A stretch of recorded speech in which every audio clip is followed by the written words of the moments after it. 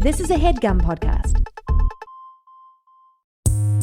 Good One is sponsored by The Other Two, premiering Thursday at 10:30, 9:30 Central after the season premiere of Broad City on Comedy Central.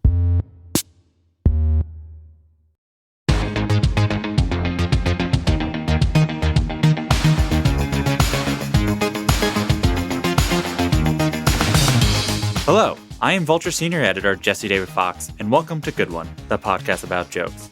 And do we have a joke this week? Our guest is Sebastian Maniscalco, a stand-up that feels under the radar despite the fact that he's huge. He's like a giant, big comedian. And the joke we talk about is Doorbell, easily one of the most well-known bits of the past decade by, anyone. With Sebastian's newest special, Stay Hungry, coming out on Netflix, we discussed the bit that put him on the map, and that he was doing once again in his act for the first time since he filmed it for his 2012 special, What's Wrong with People. See, when we sat down to talk, Sebastian was getting ready for a weekend of shows at Madison Square Garden. I told you he was huge, and he was planning on bringing out some of the classics to celebrate the occasion. I feel like I say this a lot, but I really suggest you watch this bit, and not just listen to it.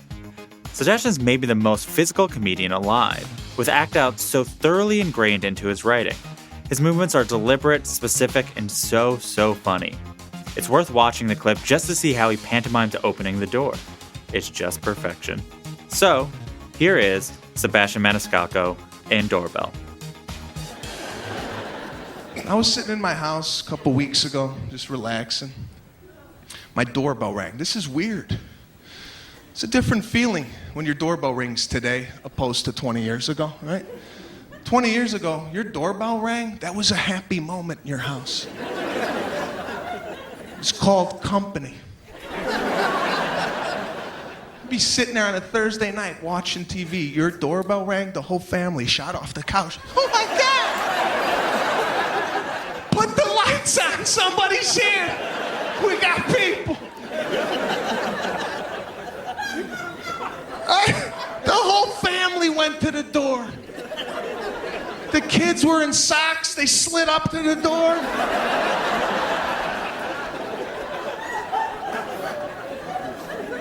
Nobody looked to see who it was. All right, you just opened up the door. You were like, oh my God, look at that.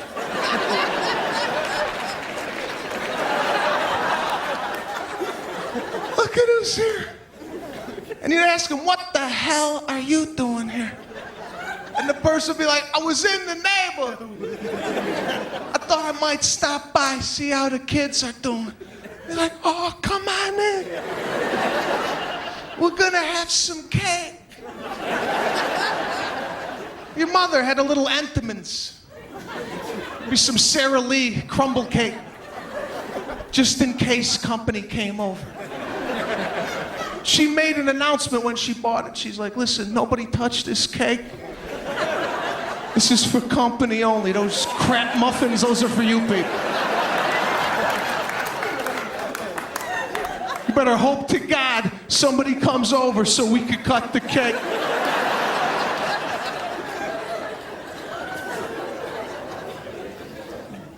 She put her cake in the middle of the table, proud of it. Right? She put it right in the middle. Cut yourself a slice. Want a cup of coffee? We're gonna do want some Sanka? Yeah, that's old school. A lot of the young kids are looking at me like, what is that, an iPhone app? What the hell is Sanka? Your mother had a tin, brown and orange tin of Sanka, ready to go just in case the company. She put a big pot on the table. Go ahead. Nobody had a cell phone back then. If your house phone did ring, your father stood up and said, nobody get that phone. We got company. And you lost track of time. 2 hours went by. You were like, we got to get out of here. That's okay. Next time we're going to come by you. Be like, yeah, my door's always open. Now your doorbell rings? It's like, what the fuck?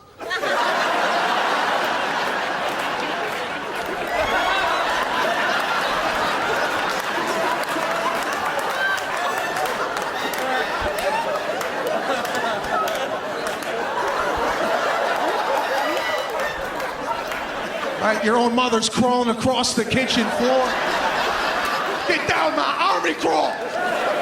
Army crawl, get in the closet. Go get the sword in the living room. Somebody get the sword underneath the couch in the living room. There's a sword.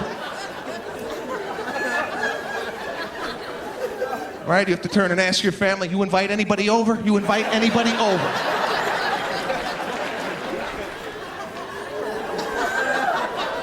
There's always that person upstairs that didn't hear the bell. They come walking down. What the hell is going on? Get the hell down. Somebody's outside. They're at the door. I think they saw movement. Oh, God. I got to open it. I got no cake. I got no Sanka. I got nothing. Got nothing for these people. You can't stop by anybody's house anymore. If you do, you have to call from the driveway. You're like, I'm here, can I approach? It's me and 3 other people. We're gonna walk up through this side. Is that your mother with a sword? Why did you have a sword? I am here with the comedian behind the joke you just heard, Sebastian Maniscalco. Thank you so much for being here. Thank you for having me.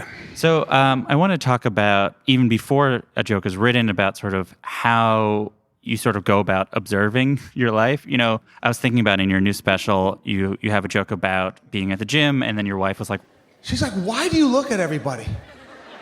Just do you. Why do you look at the whole gym? I go, because that's what makes me happy. I like to be bothered.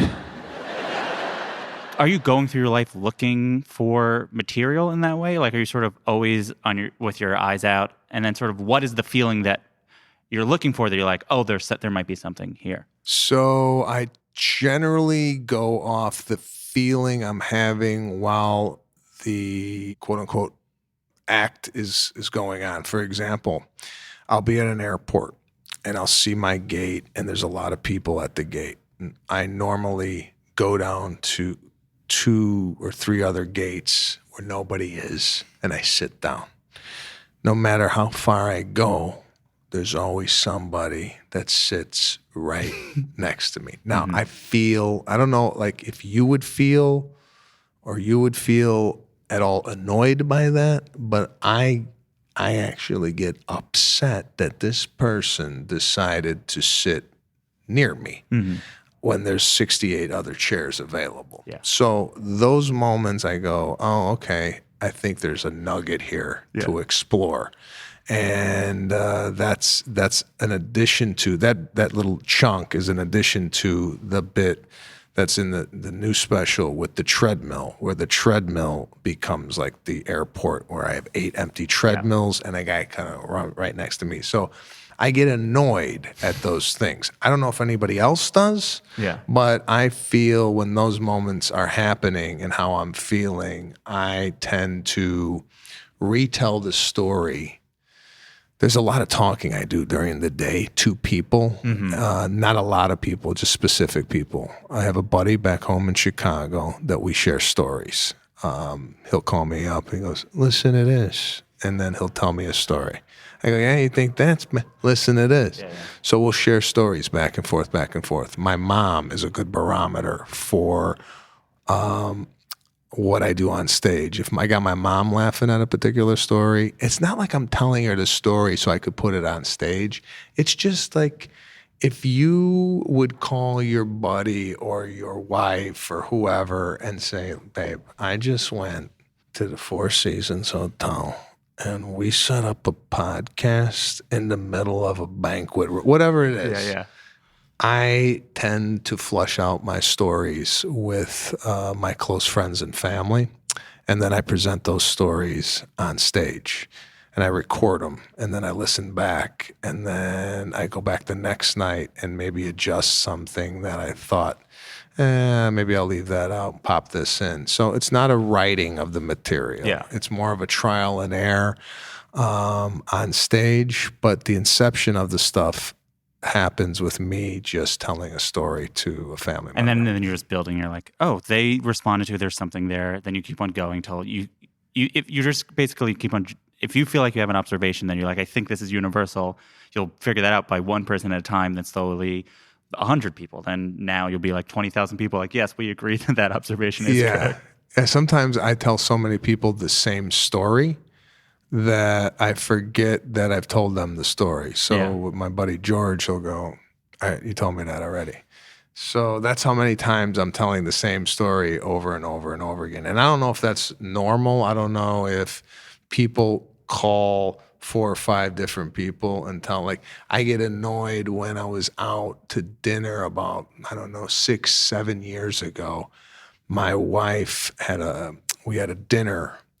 We invited some people out to a restaurant, and the bill came, and I went to go pick up the bill, and the guy I know didn't want to pay just by his behavior, but he was like, oh, you sure? And I'm like, I was sure until that half-assed, attempt. Yeah. I get my material out of life, and I don't sit in a room and with a blank piece of paper and go, that's not what I do. In an interview a few years back, you were talking about your material, and you're like, look, it's not groundbreaking stuff. You're being humble, but I think you're trying to say it's like, ultimately, it's simple, everyday premises that allow you to really play on top of that. Do you feel like that is what you like about sort of like a more universal observation than trying to find something really clever to sort of hang it on? Yeah, I'm not about clever. I'm more like, I think you're right. I think that was the Mark Maron or Joe Rogan interview I did that I said that it's not groundbreaking. And that's a great way of kind of explaining that statement. Simple, everyday stuff. You don't got to look too far for material. It's always right in front of you. And that's what I'm just reporting the news, really. What do you like about it? Or what do you think it works for you?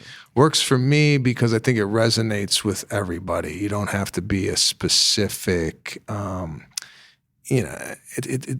some people talk about smoking pot, right?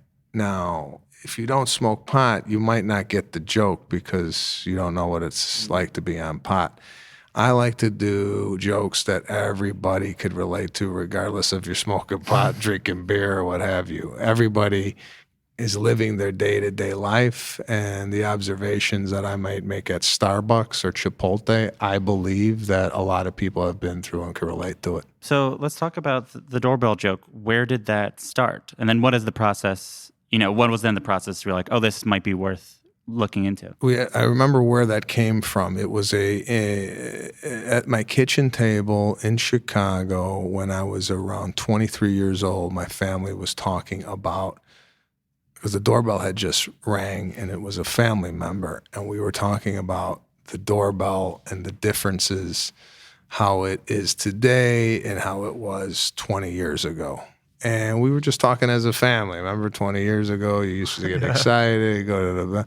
Now everybody don't, murder could be on the other side of the door. Yeah. So then when I started doing stand-up comedy, I even forgot that we had that conversation. I think my sister, somebody in my family had reminded me, you remember that time we were talking about the doorbell? And then I revisited it and then just kind of took what we were talking about at the table to the stage. And then the second prong is the act outs on that. Yeah. So, you could tell a joke just like the doorbell joke and not do any of the shh or the down. I tend to tell people to get down. I get on one knee. I kind of paint a picture of what's going on. And that adds to what I'm saying. So I've noticed over time that if you not only tell the joke, but actually act it out, that people really, really enjoy the physicality of it, and as well as the explanation of it. I want to talk about act outs because there's no one doing it really like you. Like, it really is, you are leading a charge of both the amount and sort of your style of doing it. So I really would like to focus on it a little bit more. I read in an interview you were saying that the first time you did an act out, you weren't like, oh, I'm going to start doing act outs. You had a joke about Ralph's Dress for Less, and you imagined a customer and how they put back the clothing.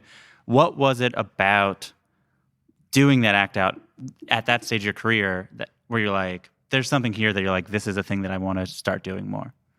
I think it was the unexpectedness of the act out that really kind of got people laughing. So I've noticed upon looking at me, you don't think that I'm going to be physical or expressive on stage. I kind of have like a seriousness about me. What I notice is when I start acting kind of goofy and doing these goofy movements, coming from a guy like myself, you would not expect to be a goofball doing these movements. So when I look at the thing and I chuck it across, it's unexpected. You don't think I'm going to do it, and it's such a big movement that it really kind of worked. And I was like, wow, really, really got a great response. I wonder where I could kind of sprinkle physical movement into the act, but it not be so kind of sticky, because if you run there's a fine line on like acting everything out. It's like, okay, what are you going to do? How much stuff are you going to do? I find if you sprinkle it in spots where, it's not so frequent, and it's like, oh wow, we saw that, saw that act out. Even like looking for stuff on the floor at Ross, like just throwing stuff, bending down, whatnot. I'm just noticing in the audience that people are really gravitating towards it. So I made a conscious effort to not only tell the joke, but sprinkle it with physicality, which I think people, I don't know. I don't know. Maybe I'm not. It's been done before, physicality in comedy and expressiveness. But I don't know if I've taken it to a different place. It just seems like, especially when people know something might be coming, that you build attention to, like because you'd act out everything, as you said. You'd be like, you'll do opening the door, and you'll do this character might be really invited person in, but this person might be smaller. Are those decisions just based on what the audience is? That also part of the same thing when you say you're testing out trial and error, or is it more in the moment? Like, well, it will become repetitive as you realize what is sort of working? Yeah. So I'll do it in the moment of explaining the story. It's not like I'm going to go, okay, chuck the clothes here. Just something that I did, and I go, okay, that worked. And it's more of a trial and error. In telling the story, you kind of find those moments where physicality is needed, and then you really, really embellish on it. So, yeah, I like it. For me, it keeps the act fresh because it's different every night. You like to make it the same movement every night because then it becomes very consistent, and the type of laughter you're going to get. It's just the range of movement is all determined in the practicing of the bit. In this joke, so there's two types of act outs. There's the sort of one where like you are telling, but then you'll sort of inhabit a character when you do something, like you're being either the mother or the father. In your mind, are you picturing a person? Are you like, are you trying to really be the character? Like, what is the line that you're walking where you're trying to both like act like you're a person in a scene while also being you telling the story? Yeah, so I'm envisioning when I'm doing the doorbell bit and I'm serving the cake, I'm envisioning my family at a table, and I'm actually envisioning me putting down a Entenmann's cake and then walking away. You want a cup of coffee?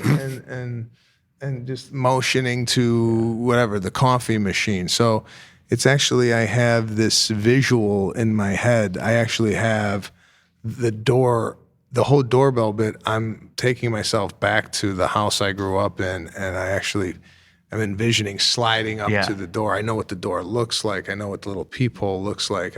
I noticed that the pantomiming, which I learned at Second City, to be very specific if you're going to open up a door, to make sure or a window, to make sure like your hands are here. They're not, like you want to make sure, and then so people could see the door open or the window open and the window close, or the sliding door. Or this one has, the way you open the door is it's a huge laugh because you open it so, you feel the weight of this door, and it's like he's really throwing it open. Yeah, it's like welcome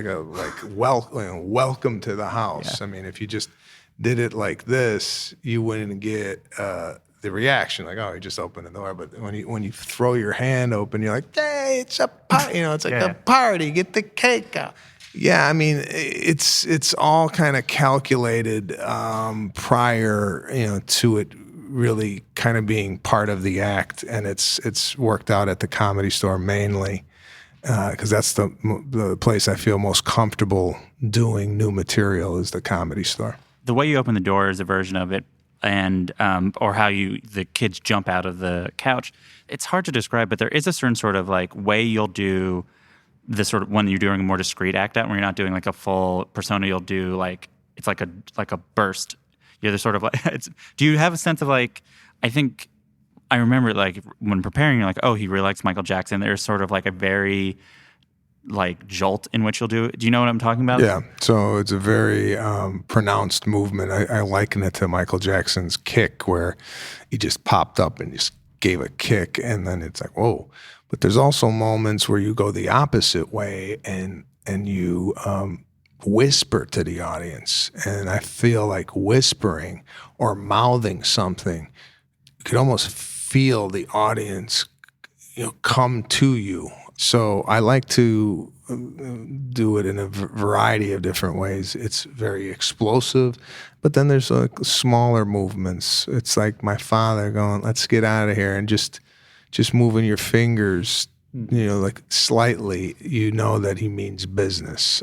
So yeah, it's conveying your emotions through physicality, which I find people are reading they're reading my body language. Has it changed much since the amount you decided to use it? I feel like, has it evolved since this was 2012 or so 2011? You were doing this joke. I mean, that's a while ago, and comedians get better. Have you refined? Do you feel like how you use physicalness in your act? It's funny, I went back and I did the Doorbell bit last week. I haven't done the Doorbell bit on stage in probably 7 years. I'm like, I wonder if I could recreate what I did on the special now that's been 7 years. So I watched it on YouTube and I looked at the moments. And then when I did it, I didn't feel like it had the impact. Number one, people have seen the bit. Yeah. But number two, I didn't feel like I gave it justice. I felt like there was something wrong, and it could be the slightest of things that could throw off a joke. You could stumble over one word and then the joke doesn't hit, or you could miss a movement, or you're like, why didn't that work? And you go, oh, I started with my right foot. I should have went with my left. I mean, there's just a lot of variables that go into it. I mean, you might not know as an audience member what's going on, but as a performer, you kind of done it so much, it's like a dance routine, and I'm dancing with the audience. So if I'm off, they're off. So that's how I kind of liken it. You've said in interviews, sometimes it's for you, it's less about a specific joke in a classic sense, as much as like the face you make or sort of how you are responding to it. I feel like you're ultimately saying is that the comedy is you. They are you, and sort of they're living almost like through your brain to view the world, sort of, if that makes sense. What is it about you that you're trying to convey? What do you think about you is funny to these people? I think it's the point of view of how I see the world. And, I see the world a lot of the times through just a disdain for human behavior, number one. And then I also see the world in a family sense of, it's a lot of what I do, a lot of my act is a lot of differences. My wife comes from wealth. I come from middle class, and now we come together. There's a lot of differences there. Also, I find what works is nostalgia. This is how it used to be then. This is how it is now, and people get a kick out of. In the new special, I do like the fighting was different in the 80s than it is today because of mixed martial arts. Back in the 80s, you got a black guy. Now you could possibly be in a wheelchair eating through a straw if you get in a fight with the wrong guy. So I find that the nostalgia people really relate to, and it covers a broad audience too. So that Doorbell bit, an 80-year-old grandmother could relate to as well as an 8-year-old granddaughter and everybody in between. It's kind of multi-generational. You're hitting a lot of different people in one joke, which, I did an interview today. It's funny with kids for Kids Day, and they're like 8, 9 years old, and I said, Bono. Like I go, something about Bono, and they looked at me like, what's a Bono? Sometimes you just your jokes might be flying over people's head just because of the age gap, which it's nice to know. You just think, oh, everybody knows Bono, but apparently not. Well, I think that's, as you're saying, there's when you're doing universal observations of like people have families, people like go to eat, or it allows you to reach those different demographics, and that's right. If you say that band, these kids won't know that. And that's the problem with sort of people that are trying to be super current is in 10 years, that joke is going to be like, yeah, I don't know who that person is. But this doorbell bit, for the most part, still holds up because people still don't like doorbells, but still 20 years ago, they might have had a childhood. Did you think that's what your comedy was going to be? That you're going to be like doing like nostalgia? I can't imagine it when you're starting out. You're like, I'm going to talk about nostalgia. No. It's again, it's one of these things you don't even know. You don't even know about comedy. You don't know anything about it when you get up on stage. You just think you have funny thoughts, and you think people want to hear them. So. When I first started out, I was super angry, super like not likable. I wasn't laughing at myself. I was like really, really pissed off. And you begin to know really quickly that this is not working. But it's a mask almost until you start feeling really, really comfortable on stage. And then you could start showing your true colors. So sometimes it takes a while. It takes 8, 9, 10 years to get a point of view, to figure out who you are on stage. And that's why a lot of comedians typically hit when they're, a little older. You don't really see a lot of comedians in their early 20s that because they don't really have a lot to draw from. I'm not saying it doesn't happen. There's a lot of talented comedians. I mean, look at Eddie Murphy. He was 19 or 20 years old when he did Raw, I think, or Delirious. Delirious. So, yeah, I mean, there's talents like that, but those are few and far between. Was it something that you feel like the audience told you was what they wanted from you, or do you feel like it was a back and forth? It was a back and forth. I learned from the audience. I also learned from myself with the trial and error, doing different audiences, not limiting myself to a specific comedy club, doing different shows, going to the Middle East to do shows, found out how a different culture relates to comedy. Went to Saudi Arabia, Lebanon, Egypt, and you start to begin to, no matter where you're from, a lot of people have the same shared experiences. So, yeah, it's doing everything. It's doing African American rooms, which typically are for a white comedian, right away, the African American audience are like, all right, make me laugh, and they're very honest about how they feel about you. So it's a challenge, and I love the challenge, and I do really, really well, just because I don't pander to the audience. It's like this is my jokes. Wherever you're from, you're going to relate to them. Did the joke change much? Do you remember any major changes that happened in the process? No, some bits kind of write themselves, and that one was really kind of easy because I followed pretty much the conversation we had as a family about the doorbell. My favorite part is 3.5 minutes in, you then go, but nowadays, and then like the audience forgets that the whole point of the bit was that you're doing a contrast. Yeah, Was that something you just realized, that there's the surprise of like, oh yeah, I forgot that. Well, I think you say specifically, what do you say? Oh, now when your doorbell rings, it then snaps them back into the current. Yeah. So they kind of get lost in the nostalgia of it all, and then all of a sudden, boom, they snap back in and like, oh my God, now we know how we feel. Yeah. And now they're ready for me to explain the nuances of the doorbell and people scrambling and hiding in closets and whatnot.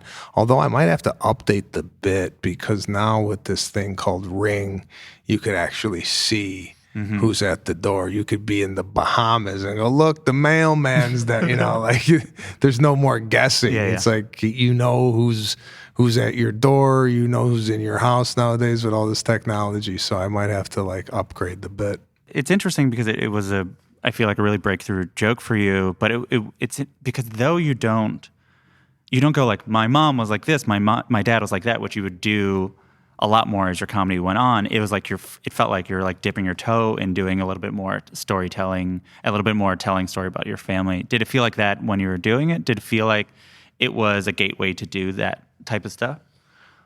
Not necessarily that joke. The joke I felt like I could really open up with my personal life and my family was when I started talking about like Italian weddings. Now you got to plan the wedding. Now I come from an Italian family. Italians do it a lot different than most people when it comes to weddings, okay? Italians don't register at Bed Bath and Beyond. We don't bring a toaster to a wedding. Italians bring cash, okay? We put it in an envelope. Sometimes there's not even a card. There's just cash with a Post-it note. Congrats. And I was really, really kind of reluctant to put that on the special because I'm like, you know what? If you haven't been to an Italian wedding, there's no reference point. But then a lot of people started to resonate with that. And then I started to tell myself, wow, let me start talking about my family now. And because up to that point, it was like, went to Subway today. Anybody been to this thing? And it'd be like, all right, after that, where did I go? It's just been all like observational, you know? But then as soon as I started talking about, I am this way because I grew up this way. And then that kind of opened up the floodgates. But that doorbell bit, you know, it was one of those things where it went viral. It got a lot of heat on Facebook. A lot of people shared it. And I didn't think at the time that it was going to be what it is now. We'll be back with more Sebastian Maniscalco after this word from our sponsor. From head writers of SNL Chris Kelly and Sarah Schneider comes a new Comedy Central series, The Other Two, starring Drew Tarver, Helena York, Case Walker, and featuring Molly Shannon, Ken Marino, and Wanda Sykes. The show follows Carrie and Brooke Dubeck, two 20-somethings struggling to make it in New York. As the two work toward finding themselves, their lives are completely upended when their 13-year-old brother, Chase Dreams, becomes a viral singing sensation overnight. The Other Two premieres Thursday at 10:30, 9:30 Central after the season premiere of Broad City on Comedy Central. And we're back. So I was thinking about this joke as I was preparing, and partly because you don't necessarily pick one side or the other, I was thinking that it sort of represents the fundamental dichotomy of your persona. And bear with me because this is maybe all in my head, but there's both the sort of nostalgic, like this is how you're supposed to treat people. You're supposed to, you know, like you should have a cake ready for them. But then there's the also what's wrong with people half of you. Does that resonate with you? Do you feel like ultimately this is sort of the yin yang of what you do on stage? No, it's not a conscious thing where I'm going, okay, and talk about nostalgia and then talk about it's whatever's making me feel what's working. Is no like a percentage I'm giving to certain parts of my act. Whatever is funny, I feel like it's so hard to come up with material. Yeah, it's like when you have a gem of a bit, you have to tell it. You're saying when you start out, you're a very angry comedian in a way, but though a lot of your comedy is hypothetically skewed negatively, do you feel like your comedy is ultimately a positive or negative thing, or like the tone of it? I would like to think it's a more of a disbelief. Like, how could this be happening? And I feel like the audience is with me on, I feel like sometimes I'm a fish out of water, and I'm looking around going, is it me? Or do other people feel this way? So it's made to be, it comes from a place of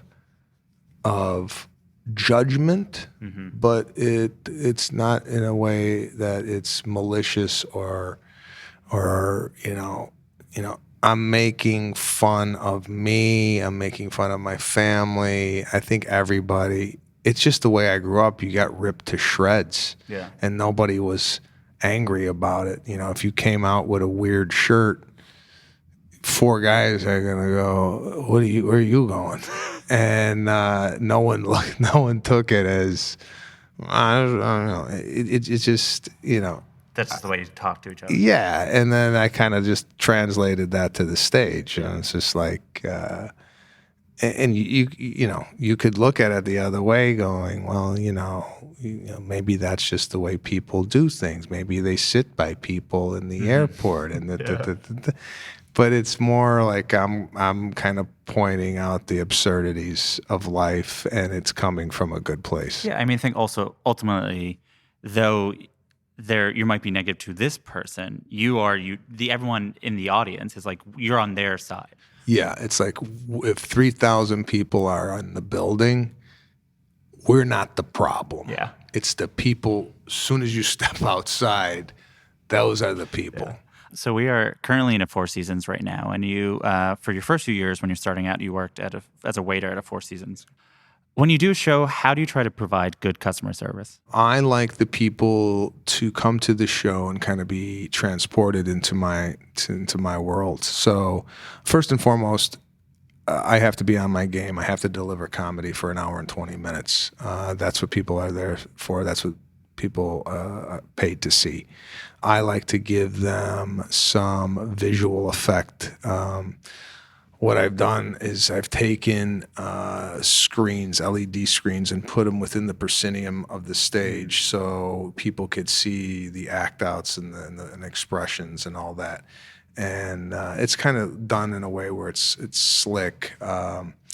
Just even the way I come out on stage, there's like a white backdrop and a light, and I appear in the light. It's just like kind of making it more of a show than just going, "What's up, guys?"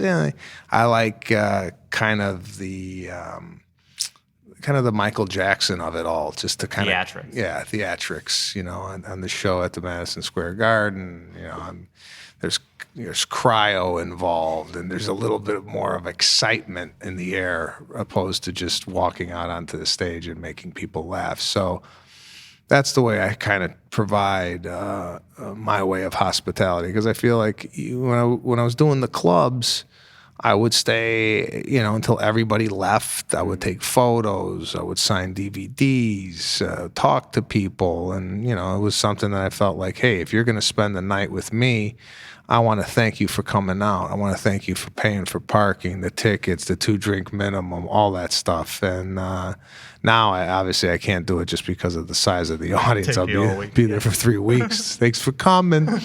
But yeah, I feel like, if you're coming to a show, you're kind of stepping into my house, and my version of coffee and cake is the comedy. Have you liked having to figure out how to translate that? Do you like okay, what are the screens? Have you liked that process?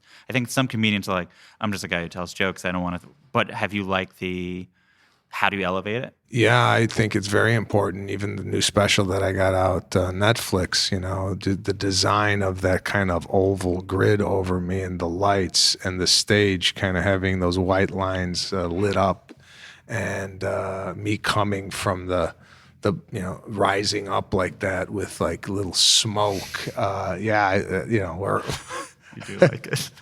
I do enjoy the production side of show business. It's show business, and you got to give these people a show. So, yeah, I'm heavily involved, but my wife is the one that kind of spearheads all that. She is the kind of the creative brain behind all that aesthetics. So, speaking of your wife, so I was thinking your dad worked at craft his whole life. He was a hairstylist, and your wife is an abstract painter. She does these big explosions of colors on these big canvases.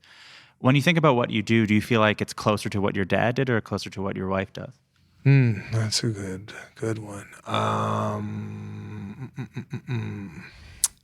Well, I think, my wife is creating something out of nothing, which I kind of am too. My father he's creating something, but he has something to kind of mold in front of him. Painting, you got a blank canvas. Comedy, you have a blank piece of paper. I think they're all very similar in the fact that they're in the creative field, obviously. But I would have to go towards my wife when it comes to the creativity of it all. Like, she'll do a painting, and I always wonder, is it done? Like, how do you know when it's done? And it's a feeling. It's like the joke. Is it done? Could I add more to it? Or if I add more, are we going to kind of lose the excitement of the joke? Could I add to that doorbell bit another 1 or 2 lines and make it as good as it is if it currently stands? Who knows? But I'd have to say my wife. So I grew up in Long Island, which has a lot of Italian Americans there. So I first became familiar with you from almost everyone I went to high school with, sharing Facebook videos of one bit or another. Obviously, at this point, your fan base has grown well beyond that. But obviously, to a certain group of people, you're a very important comedian, and even above so. You represent them in a lot of ways. How does it feel to be embraced by these people so much? Yeah, it makes me feel great when they come up to me and say, hey, you make Italian Americans proud, really love what you do, and wish you all the success. And they feel like they're kind of a part of the success because they've been there from when I first started doing Gotham Comedy Club, when I first started coming to New York City. They kind of been there every step of the way. And then we went to the Beacon, we went to the Radio City, and now we're going to Madison Square Garden. They've been along the whole journey. So to the specific Italian Americans, I feel like, it's nice to be kind of the spokesman for them. They've been very, very supportive. So we've talked about you're playing Madison Square Garden in a few days. By the time this comes out, you will have already played it. Your special also comes out, I believe, today. But what material will you be doing? Yeah, so it's old and new. I'll get that question a lot. Is it the same? Is it the same thing we've seen? Listen, I'm always writing new material. I shot the special in May. It's now January. Yes, there's going to be new stuff in the act, but I'm not a type of comedian that does the Netflix special and then you never see the material again. I'm always adding to the material. Sometimes, as long as I'm having fun saying it, I think the audience is enjoying it just as much.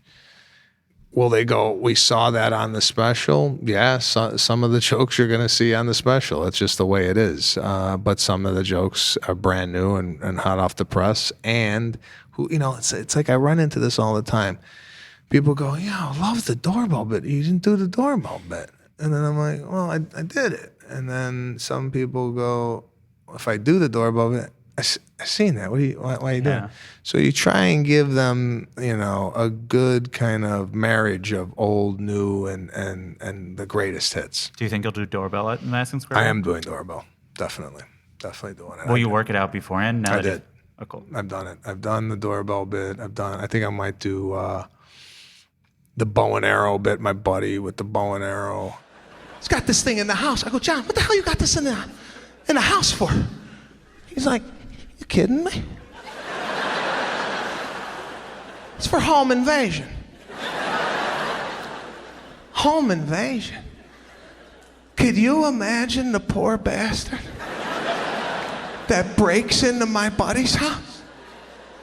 As a burglar, you can't even prepare for something like that. I've interviewed a few comedians before after they played Madison Square Garden, and for most comedians, the conversation's around how do you make yourself big enough to fit a big stage? That's everyone. It's a lot of comedians it's just me and a stool and whatever. For you, that is obviously not the question. You're always a fish bigger than maybe a small bowl, and your bowl keeps on getting bigger, and it makes sense. But still, it is a bigger stage. Have you thought about how you approach it differently? How do you think your performance might change now that it will be fitting the space that it sort of makes sense for? So I've done, I think 6 or 7 arenas prior to this, building up to this moment. So those kind of shows, I'm not gonna say they were practice shows, but it made me very familiar of how to work around stage and keep moving. And you'd be surprised how many people are in very, very close proximity to the stage, but they're looking at the screen. I mean, they got 5th, 6th row. I'm right there, and I'm looking right at them, and I'm looking at an Adam's apple. Yeah. So, the screen, for whatever the reason, that's all we do is look at screens.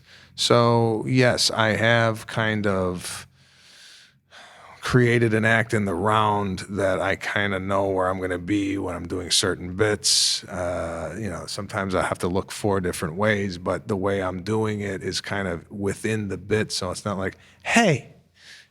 It kind of works within the bit. So it's a challenge, but I feel like doing it in the round is very very intimate for me as a performer, especially having the screen above me, and it's almost like having a ceiling, and it makes it for more of an intimate performance for me. What do you want from it, sort of personally, artistically? Like, what do you want to feel when you hit the stage, and what would you like to feel when you're done? When I first get on stage, I would like to feel the excitement that this is like Madison Square Garden, and people are really excited to be there, and I could feel that as soon as I walk on stage. Some audiences, you go out and you're like, people want to be here? It's just the way I'm feeling, maybe. I don't know. But when I go out there, I want the same response as when I come on stage and as when I leave on stage. I want that excitement to build throughout the show. I want people, I get like comments, I can't wait to come see you again, because every show is one of these things where it's like a commercial for your next show. Yeah. So you're only as good as your last performance. I want people to come back and bring a bunch of different people that might not know who I am. So when I'm looking out of the Garden is for some really, really fantastic shows. I take my job very seriously. I don't want to let anybody down. I want to make people, enjoy the experience, and I operate out of a place of fear rather than positivity. There are some comedians that play football stadiums, and I'm not saying you won't play football stadium, and I can imagine it. So, but it feels like not a conclusion, but like you've reached some sort of summit. I guess sort of as you're right there on it, how do you feel just about that fact of it? That you're like, when you were doing this bit 7 years ago, that was not, you're like, I'm going to be playing Madison Square Garden in 7 years. No sane person would justifiably have that 5-year plan. I don't know. I don't know where you go. If you're on the top of the mountain, you fall off. I don't know what happens. You play the Vatican. What do you do? Yeah, you play the Vatican. I don't know where I go from here. It's not like I'm looking to top this, like next time I come to New York, if I play whatever, a theater, that's fine by me. I guess it's nice to be at a place where you're like, I'm now not looking to top what I'm doing. Yeah. I mean, when I did Radio City, I go, wow, we did 5 Radio City music halls. That ain't too shabby. I never planned on, doing 4 Madison Square Gardens. And it's not, for me, it's really not the important, like the amount of shows that I'm doing or whatnot. To me, it's more like, just more about my act. Don't get me wrong. I'm flattered that 80,000 people come see comedy this weekend. I mean, that's crazy. But yeah, it's a little bit overwhelming. In interviews, you've talked about how getting to comedy was partly an extension from being from a funny family. And so in many ways, as you made a career of it, you are sort of a representation of being from a funny family. How do you feel like you've represented your family in that way?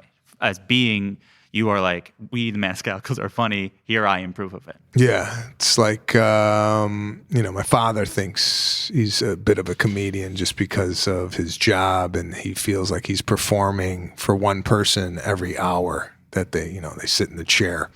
So, I feel like I'm representing my family kind of exactly how they are. There's very small. There's me, my mother, my father, and my sister. And every time we get together, it's a pretty good time. So, I'm the one that I'm like the spokesman of comedy for the Maniscalco family. They're coming this weekend? Yeah, my sister and they all arrive on Thursday. And I got my friends from Chicago coming out. I got my cousin coming out. So there's a lot of people. My nieces, who my sister has 3 kids. My sister just called me. She's like, I think they should see the Garden. I think they should come down, at least take some pictures, because they're whatever 8 and 5 years old. But I said, bring them down. I was thinking of bringing my daughter on stage at the end of the show and taking a photo with my daughter and my wife. I've done that once in Toronto, and it was really kind of cute. I mean, to have like a family photo on stage. Why are you laughing? It's cute. It is cute. Are you gonna do that? No, I'm not thinking it's a bad idea. It's a very cute idea. Yeah, I don't know. Like I'm all about family and sharing moments like this with my family. Just to have a picture in Madison Square Garden with my wife and my kid and my newborn baby to be would be nice.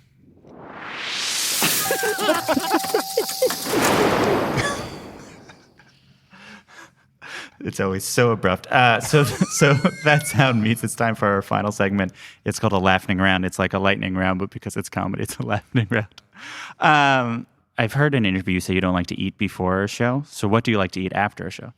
I was eating for a while red meat and, potatoes and vegetables, but it got to my waistline really, really fast. So now I cut off eating around 5 o'clock and I don't eat the rest of the night. Wow. You know what I have during I have fruit. I have strawberries, raspberries, and blueberries. I'm like a squirrel. If you could steal another comedian's joke in a way in which no one would know, it's not even like it was ever their joke. It's essentially a joke another comedian has, and it's been your joke. It's always been your joke. It's another dimension where a joke that comedian that you like is now your joke. Does that make sense? Brian Regan does a joke about the science fair, and it's about him. Like I don't know the joke verbatim, but the concept of like he brought like dirt or whatever to the science fair, and he does this whole thing on the science fair, and just the whole science fair thing really relates to me because in my science fair I did popcorn. What pops better, microwave popcorn or an air pop? And this was a last minute science project. I didn't have the type of family that helped me with the project. So I went in with like, what do we do? And they're like, just do something with food. And I'm showing up to school with a air popper. And a lot of people thought that my science project was part of like the catering for the science fair. They'd come by and get a bag. I go, wait a minute, that's my test sample. So preparing for this, I found a couple articles about your house and the design of your house, and it's incredible. I'm like, thank you. It is really, really interesting, and this is an audio medium, but I suggest anyone looks up pictures of your house. Do you have so to describe, it's in what is called a Memphis style. There's lots of like big colors. Do you have a favorite sort of piece of furniture of the sort of more exaggerated? Our dining room table, I really like. It's striped, and the bottom of it is a sphere and a triangle. The house is primarily the concept is from the designer Kelly Wersler, along with my wife, who is super creative. I mean, I didn't really have a lot of say. But you allowed them to have. But I was like, all right, if you want to do that, that's great. And then when I moved in, I go, this is fabulous. There's no way I could have come up with the ideas. It's amazing. Yeah. I really do suggest people look up this house. Have you ever injured yourself on stage? You're moving around so much. I did in Detroit 2 years ago. I snapped my calf. I was leaving the stage, actually saying goodbye, and the way I landed on my calf, I collapsed off the stage. Not off the stage, but like on the side of the stage. Nobody knew, and I got rushed to the hospital, and I had to spend some time on some crutches. But that was the only time. I ripped my pants a few times on stage in my crotch area, but other than that, I'm all right. Do you have a joke or a thing that you tried on stage that you thought was so funny, you always think it's funny, you kept on trying it, but the audience has never responded, that you'll go to your grave being like, that was funny, but at this point... I'm doing a thing on funerals right now, and it's not working. I'm doing a thing, and I don't know, I have to go... It used to work, but the way I'm doing it now is not working, where I go up to a casket at a wake, and I kneel down, and I say, I got a thing I do. I don't pray. I don't do anything. I just ask myself, how long do I got to sit up here and wait till I go back to my seat? And for whatever the reason, death right now in my act, there's some death topics I'm covering, ain't going well. People don't want to think of a wake while they're at a comedy show. That's it. That's it. Thank you so No much. sound effect. No sound effects for On the way out. No sound effect. We can play it again if you miss it. Can you play it again? No, it's over. That's it for this week's episode. You can stream Sebastian Maniscalco's Stay Hungry on Netflix. You can watch his other specials on Amazon, iTunes, or wherever you stream. Follow Sebastian on Twitter @SebastianComedy. Good One is produced by Mike Comite. Justin D. Wright did our theme song. Write a review and rate the show on Apple Podcasts. 5 stars, please.